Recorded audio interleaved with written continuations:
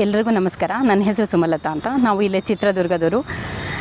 ನಾನು ಹಲವಾರು ಸಂಸ್ಥೆಗಳಲ್ಲಿ ಏಕೋ ಫ್ರೆಂಡ್ಲಿಯಾಗಿ ಕೆಲಸ ಮಾಡ್ತಿದ್ದೀನಿ. ಗೋಗೋ ಎವನ್ ಅಂತ EV ವೆಹಿಕಲ್ಸು ಮ್ಯಾನುಫ್ಯಾಕ್ಚರಿಂಗ್ ಯೂನಿಟು, ಮತ್ತು ವರ್ಸಟೈಲ್ ಅಂತ, ಹಾಗೆ ಬಸ್ ಇಂಡಿಯಾ ಟ್ರಸ್ಟು, ಮತ್ತು ಕೆಲವೊಂದು ಸಂಸ್ಥೆಗಳಲ್ಲಿ ನೇರವಾಗಿ ಮತ್ತು ಕೆಲವೊಂದು ಕಡೆ ಸಪೋರ್ಟಿವ್ ಆಗಿ ಕೂಡ ವರ್ಲ್ಡ್ ವೈಡ್ ಏಕೋ ಫ್ರೆಂಡ್ಲಿಯಾಗಿ ವರ್ಕ್ ಮಾಡ್ತಾಯಿದ್ದೀನಿ. ಸುದ್ದಿವನ್ ಚಾನಲ್ ಅವರು ನೀರನ್ನು ಉಳಿಸಿ ನೆಲದ ಋಣಿ ತೀರಿಸಿ ಅಂತ ಒಂದು ಅಭಿಯಾನ ನಡೆಸ್ತಾ ಇದ್ದಾರೆ. ಈ ಅಭಿಯಾನಕ್ಕೆ ನಾವು ಸಹ ಕೈ ಜೋಡಿಸ್ತಾ ಇದ್ದೀವಿ. ನಿಮ್ಮೆಲ್ಲರೂ ಸಹ ನೀವು ಕೈ ಜೋಡಿಸಿ, ಮತ್ತು ಇವತ್ತಿನ ನಮ್ಮ ಇದು ತುರ್ತು ಅಗತ್ಯಗಳಲ್ಲಿ ಒಂದಾಗಿದೆ ಅಂತ ಹೇಳೋದಕ್ಕೆ ಇಷ್ಟಪಡ್ತೀನಿ. ಯಾಕೆ ಅಂತಂದರೆ, ನೀವು ಇತ್ತೀಚೆಗೆ ನೋಡ್ತಿದ್ದೀರಾ, ನಾವೆಲ್ಲ ಅನುಭವಿಸ್ತಾ ಇದ್ದೀವಿ ಕೂಡ. ಅತಿವೃಷ್ಟಿ, ಅನಾವೃಷ್ಟಿ, ನಮಗೆ ಬೇಕಾಗಿರೋ ಸಮಯಕ್ಕೆ ಮಳೆ ಬರಲ್ಲ, ಬೇಡದೇ ಇರೋವಾಗ ಮಳೆ ಬಂದು ಬೆಳೆ ಎಲ್ಲ ಕೊಚ್ಚಿ ಹೋಗಿ ತುಂಬ ಸಮಸ್ಯೆಗಳನ್ನು ಎದುರಿಸ್ತಾ ಇದ್ದೀವಿ.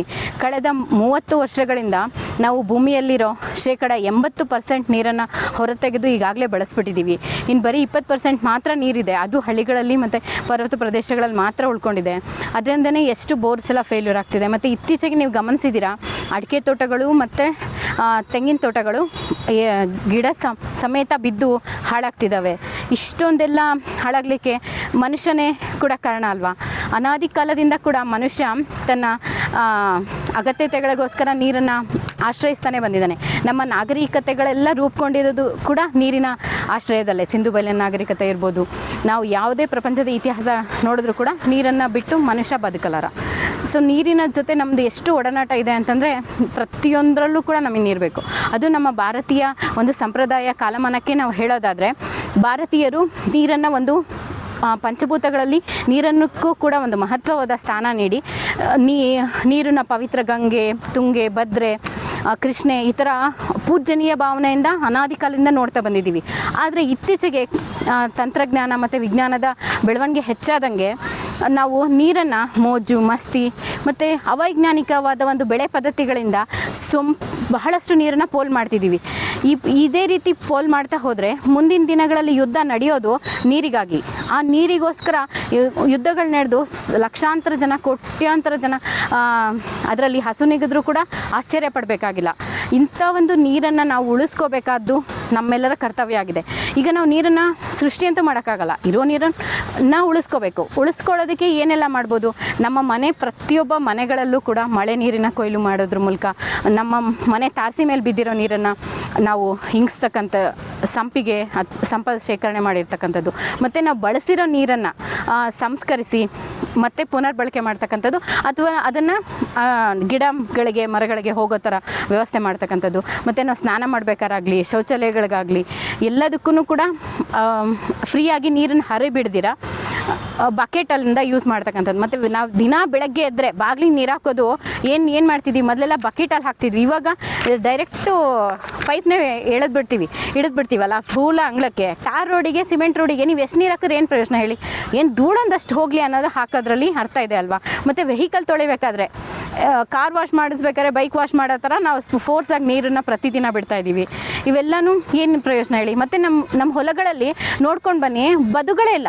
ಬದುಗಳು ನಿರ್ಮಾಣ ಮಾಡ್ತಕ್ಕಂಥ ತುಂಬ ಅಗತ್ಯತೆ ಅಲ್ವಾ? ಈಗ ಈ ಟೈಮು ಇದು ಸಕಾಲ. ಎಲ್ಲ ಹೊಲಗಳಲ್ಲೂ ಬದುಗಳು ನಿರ್ಮಾಣ ಮಾಡ್ತಕ್ಕಂಥದ್ದು, ಮತ್ತು ಅಡ್ಡಲಾಗಿ ಅವಶ್ಯಕತೆಗೆ ಅನುಗುಣವಾಗಿ ಕೃಷಿ ಹೊಂಡಗಳು, ಚೆಕ್ ಡ್ಯಾಮ್ಗಳು ಈ ಥರ ಎಲ್ಲ ಮಾಡ್ಕೊಳ್ಳೋದ್ರಿಂದ ನಾವು ನೀರನ್ನು ಅಲ್ಲೇ ಹಿಡಿದಿಟ್ಟು ಮತ್ತು ಭೂಮಿಗೆ ಇಂಗಿಸೋ ಅಂಥ ಕೆಲಸ ಮಾಡಬೇಕಾಗಿದೆ. ಈಗ ಭೂಮಿಯಲ್ಲಿ ಲಕ್ಷಾಂತರ ವರ್ಷಗಳಿಂದ ಇಂಗಿರೋದನ್ನು ನಾವು ಹೊರ ತೆಗೆದುಬಿಟ್ಟಿದ್ದೀವಿ. ಈಗ ಮತ್ತೆ ಉಳಿದಿರೋದು ಏನು ಹೇಳಿ? ದಾರಿ ಇಂಗಿಸೋದಷ್ಟೇ. ನಾವು ಅನಾದಿ ಕಾಲದಿಂದ ಏನು ಹೇಳ್ತಾ ಇದ್ದೀವಿ ಹೇಳಿ? ನಮ್ಮ ಪೂರ್ವಜರಿಂದ ನಾವು ಈ ಭೂಮಿನ ಎರವಲಾಗಿ ಪಡೆದಿದ್ದೀವಿ ಅಂತ ಅಲ್ಲ, ಆ ಥರ ಅಲ್ಲ. ನಾವು ನಮ್ಮ ಮುಂದೆ ಹುಟ್ಟೋ ಮಕ್ಕಳು, ನೆಕ್ಸ್ಟ್ ಜನ್ರೇಷನಿಂದ ನಾವು ಅದನ್ನು ಸಾಲ್ವಾಗಿ ಪಡ್ಕೊಂಡಿದ್ದೀವಿ. ಅವ್ರಿಗೆ ನಾವು ಮತ್ತೆ ಅದನ್ನು ಯಥಾಸ್ಥಿತಿಯಲ್ಲಿ ಈ ಭೂಮಿನ ನಾವು ಬಿಟ್ಟು ಹೋಗಬೇಕಾಗಿದೆ, ಒಳ್ಳೆ ಸ್ಥಿತಿಯಲ್ಲಿ ಅವರಿಗೆ ಅಲ್ವಾ? ಅವರು ಆಕ್ಸಿಜನ್ ಮಾಸ್ಕ್ ಹಾಕ್ಕೊಂಡು ಮತ್ತು ಈ ನೀರಿಗೋಸ್ಕರ ಮತ್ತು ಹೋರಾಟಗಳು ಮಾಡ್ದಿರ ಬದುಕೋವಂಥದ್ದು ತುಂಬ ಅವಶ್ಯಕತೆ ಇದೆ. ನೋಡಿ ಫ್ರೆಂಡ್ಸ್, ಈ ಅಭಿಯಾನಕ್ಕೆ ನಾವು ಕೂಡ ಕೈ ಜೋಡಿಸ್ತಾ ಇದ್ದೀವಿ. ಗಿಡ ಮರಗಳನ್ನು ನೆಡೋಣ, ಕೃಷಿ ಹೊಂಡಗಳು ಮತ್ತು ಪ್ರಾಣಿ ಪಕ್ಷಿಗಳಿಗೆ ಹೊಂಡಗಳು ಅನುಕೂಲವಾಗಂಥದ್ದು, ಮತ್ತು ನಮಗೆ ಮಾತ್ರ ನಾವು ಬೆಳ್ಕೊಳ್ದಿರ ಪ್ರಾಣಿ ಪಕ್ಷಿಗಳಿಗೆ ಅನುಕೂಲವಾಗುವಂಥ ಹಣ್ಣಿನ ಮರಗಳು, ಗಿಡಗಳನ್ನು ಕೂಡ ಬೆಳೆಸೋಣ. ಈ ರೀತಿಯಾಗಿ ಸೌಹಾರ್ದತೆಯಿಂದ ನಾವು ಮಾನವರೆಲ್ಲ ಬದುಕೋಣ. ನಿಜವಾಗ್ಲೂ ಹೇಳಬೇಕಂದ್ರೆ ಒಂದು ಯೋಚನೆ ಮಾಡಿ ಫ್ರೆಂಡ್ಸ್, ಈ ಪ್ರಕೃತಿಗೆ, ಈ ಭೂಮಿಗೆ ಮನುಷ್ಯ ಅನ್ನೋದು ಅವಶ್ಯಕತೆ ಇಲ್ಲ. ನಮಗೆ ಪ್ರಕೃತಿ ಅವಶ್ಯಕತೆ ಇದೆ, ಪ್ರಕೃತಿಗೆ ಮನುಷ್ಯ ಅವಶ್ಯಕತೆನೇ ಇಲ್ಲ. 40,000 ವರ್ಷದಿಂದ ಮಾತ್ರ ಮಾನವನ ಇತಿಹಾಸ ನಾವು ನೋಡ್ತಿದ್ದೀವಿ. ಅದ್ರ ಹಿಂದೆ ಪ್ರಾಣಿ ಪಕ್ಷಿಗಳೆಲ್ಲ ಆರಾಮಾಗೇ ಇದ್ವು. ಮನುಷ್ಯ ಇವತ್ತು ಕಣ್ಮರೆ ಆದರೂ ಕೂಡ ಅವೆಲ್ಲ ಆರಾಮಾಗಿರ್ತವೆ. ನಾವು ಬುದ್ಧಿವಂತ ಅಂತ ಅಂದ್ಕೊಂಡು ಅವನ್ನೆಲ್ಲ ಕೂಡ ನಮ್ಮ ಅಗತ್ಯತೆ ಅಲ್ಲ, ಅತಿ ಆಸೆಯಿಂದ ಅವನ್ನ ದುರ್ಬಳಕೆ ಮಾಡ್ಕೊಳ್ತಿದ್ದೀವಿ. ಈ ಒಂದು ಮನಸ್ಥಿತಿ ಬದಲಾಗಬೇಕಾಗಿದೆ. ಇದು ಯಾರೋ ಒಬ್ಬರಿಂದ ಸಾಧ್ಯ ಆಗೋದಿಲ್ಲ, ನಾವೆಲ್ಲರೂ ಕೈ ಜೋಡಿಸ್ಬೇಕಾಗಿದೆ. ಮುಂದೆ ನಮ್ಮ ಮಕ್ಕಳಿಗೋಸ್ಕರ, ಬರುವಂಥ ನೆಕ್ಸ್ಟ್ ಜನ್ರೇಷನಿಗೋಸ್ಕರ ನಾವು ಈ ಪ್ರಕೃತಿಯನ್ನು ಹೀಗೆ ಬಿಟ್ಕೊಡ್ಬೇಕಾಗಿದೆ. ಅದಕ್ಕೋಸ್ಕರ ನಾವೆಲ್ಲರೂ ಕೈ ಜೋಡಿಸೋಣ. ದಯವಿಟ್ಟು ಸಹಕರಿಸಿ. ಒಂದು ಸಲ ನಿಂತು ಯೋಚಿಸಿ.